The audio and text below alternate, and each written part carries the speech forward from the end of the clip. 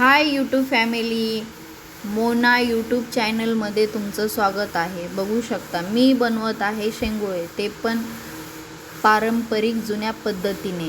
मी ह्याच्यामध्ये घेतलेला आहे ज्वारीचं पीठ, गव्हाचं पीठ आणि थोडंसं बेसन पीठ आणि त्याच्यामध्ये टाकलेला आहे जिरे, ओवा, हळद, मीठ आणि थोडी कोथिंबीर टाकून थोडं पाणी टाकून त्याला कालून एकजीव होईपर्यंत टिंबून घेतलेला आहे। बघू शकता जास्त घट्ट नाही, जास्त पातळही नाही।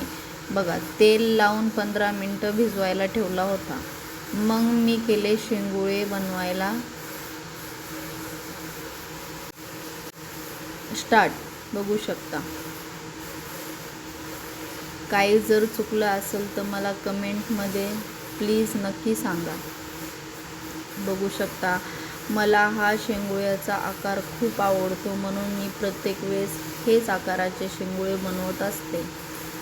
बघू शकता आणि तुम्ही कसे शेंगोळे बनवतात आणि नवीन अजून कोणती पद्धत असेल तर प्लीज नक्की मला कमेंटमध्ये सांगा, कारण की त्या पद्धतीने मी पण बनवून नक्की ट्राय करेल।